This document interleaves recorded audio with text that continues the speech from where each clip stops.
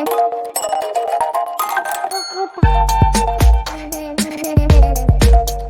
Everyone, इस video में बात कर लेते हैं हेरिटेज फूड की। क्विकली एनालिसिस देख लेते हैं। चैनल को लाइक एंड सब्सक्राइब करना मत भूलिएगा। तो हेरिटेज फूड में काफ़ी फॉल कंसिस्टेंटली बनते हुए नजर आ रहे हैं। काफ़ी लोगों के कमेंट आ रहे थे क्योंकि most of the peoples are somewhere stuck here. तो ये लेवल मैंने ऑलरेडी कहा था लास्ट वीडियो में भी कि सावधानी बरतिएगा, स्टॉक लोअर सर्किट लगाएगा। Definitely as it is same scenario है, बिकॉज स्टॉक में लोअर सर्किट इसलिए लग रहा है, प्रॉफिट बुकिंग हो रही है ऊपर की तरफ, ज्यादा कोई बड़ी बात नहीं है। अब देखो यहाँ पे 2 दिन पहले न्यूज भी थी, यहाँ पे Heritage Food share dip 5% amid profit booking spree down for third day in a row. तो कंसिस्टेंट ये फॉल इसीलिए बन रहे थे। अब यहाँ पे आप जो इंपॉर्टेंट है वो समझते हैं। यहाँ पे 5% के साथ स्टॉक नीचे आ रहा है, हालांकि आज लोअर सर्किट नहीं लगा बट साइकोलॉजिकल लेवल सस्टेन कर रहा है, वो भी इंपॉर्टेंट है। The dramatic rise was closely linked to the political landscape as the optimism surged following the TDP securing a significant majority in the 2024 Andhra Pradesh assembly election. तो इसीलिए मैंने पहले भी बताया था कि स्टॉक इसीलिए भाग रहा है क्योंकि जो इसके फाउंडर हैं Chandrababu Naidu, he is related to somewhere the stocks, क्योंकि उन्हीं का ही स्टॉक है।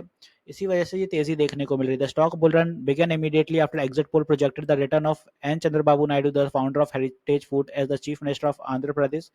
ठीक है, बाकी ये सारे पॉलिटिकल एजेंडे हैं, ये सब छोड़ते हैं। यहाँ पे आप देखो कि जो इंपॉर्टेंट है, अपना स्टेक सारे इन्हीं की घर वालों के ही हैं। यहाँ पे आप देखें जो इनकी वाइफ आती हैं भुवनेश्वरी नारा नारा लोकेश, जो इनके बेटे हैं डॉटर इन लॉ एंड ब्राह्मणी, सभी के स्टेक मिला के 41% इन्हीं के स्टेक होते हैं। तो डेफिनेटली एक प्रॉफिट बुकिंग चल रही है वहाँ पे ऊपर, और कहीं ना कहीं ये स्टॉक इसी वजह से फॉल करते हुए नजर आ रहा है। नियर टर्म में चलेगा ऐसा नहीं है, लॉन्ग टर्म स्टॉक है, डेफिनेटली चलेगा। बट फिलहाल जब कोई भी स्टॉक इतनी तेजी से अपन को रिटर्न दे जाए, यहाँ पे आप देखें इतनी तेजी से चल जाए, 89% रिटर्न निकल के आए, तो डेफिनेटली एक अपन को पुल बैक बनेगा, और वो पुल बैक चल रहे हैं आज। हालांकि यहाँ पे स्ट्रॉन्ग सपोर्ट बनाया स्टॉक ने, जो था साइकोलॉजिकल लेवल पे 575, इसके नीचे नहीं गया। अब इंपॉर्टेंट है क्या यहाँ से रिवर्स आ सकता है? डेफिनेटली यहाँ से अगर रिवर्स आता है अपने को नेक्स्ट सेशन में, तो एक वी शेप की रिकवरी यहाँ से फिर से देखने को मिल जाएगी। अगर ये नहीं रहता है तो स्टॉक में भी फर्दर फॉल डेफिनेटली कर सकता है, वो भी रहेंगे क्योंकि अंदाजे दोनों तरफ के लेके चलने होते हैं। अब यहाँ पे आप देखो, अगर यहाँ पे फिर रिट्रेसमेंट लगाते हैं तो इस लेवल तक तो ठीक है। यहाँ कहीं के अगर आंकड़े लेते हैं, क्योंकि अगर लोअर सर्किट फिल लगाता है या कुछ रहता है, तो नीचे अपन का 5% यहाँ से अगर मान लें तो 5% पे अपना जो नीचे के आंकड़े दिखेंगे वो इसी कहीं लेवल के आसपास दिखेंगे 550, और साइकोलॉजिकल लेवल भी है। तो यहाँ तक स्टॉक को डेफिनेटली अभी गिराया जा सकता है, कोई बड़ी बात नहीं है। एक और अभी प्रॉफिट बुकिंग रहती है या थोड़ा सेल ऑफ रहता है तो यहाँ तक डेफिनेटली आ सकता है। तो थोड़ी सावधानी अभी भी बरतिएगा। फुल अभी स्विंग पे नहीं है कि रिवर्स आने लगे हैं। रेडनेस हर कैंडल में दिख रही है, हालांकि वॉल्यूम में अब कमी हुई है बट ओवरऑल अभी भी वीक है। क्योंकि यहाँ तक अगर स्टॉक आ रहा है तो मान लीजिए फिर 20 डे ईएमए भी यहाँ कहीं आएगा, तो यहाँ पे फिर स्टॉक को साइडवेज फॉर्मेशन क्रिएट करके 20 डे ईएमए का सपोर्ट लेके बाउंस बैक कर सकता है। ठीक है, तो कुछ ऐसे चलते नजर आएगा। ओवरऑल ईएमए पे आप देखें तो स्टॉक भी अपना जो जीरो का लेवल आता है वो अपना 550 के 548 इस लेवल पे आ रहा है, इस कैंडल पे यहाँ कहीं अगर मैंने मार्क किया है।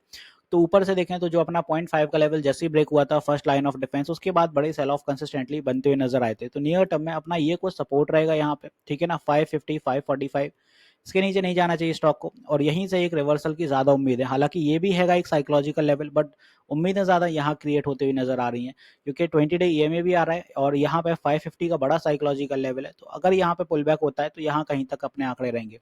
अब बात आती है उन लोगों की कि काफी लोग पूछते हैं सर होल्ड कर दें या भी इसको सेल कर दें या बाय कब करें, जिन्हें नहीं कर पाए। तो यहाँ पे एक चीज बताऊंगा, अभी स्टॉक धीरे धीरे नीचे आ रहा है, तो नियर टर्म में जब तक वो नीचे आता जा रहा है, कुछ लोअर सर्किट लगते जा रहे हैं, तो आ रहा है तो आने दो उसको।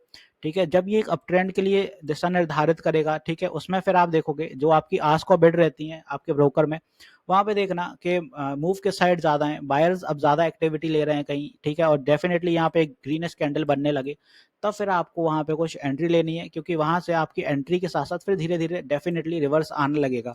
अभी क्या है, अभी आप मान लीजिए यहाँ लेते हैं, कल को स्टॉक फिर गिर जाए तो आप कहोगे कि सर आपने तो कहा था ले लो, तो वो गलत हैगा, क्योंकि अभी इसमें किसी को नहीं पता कि और कितने नीचे जाएगा। इसीलिए बोल रहा हूँ जब ये अप ट्रेंड का एक मूव ले, स्ट्रॉन्ग सपोर्ट होने दो। ठीक है, हालांकि यहाँ सपोर्ट बनाया है बट अभी कितना रिलायबल है ये नहीं कहा जा सकता। तो स्ट्रॉन्ग सपोर्ट स्टॉक का बनने दो, फिर कोई मूव आएगा तब उस टाइम पे आप बाय करिए।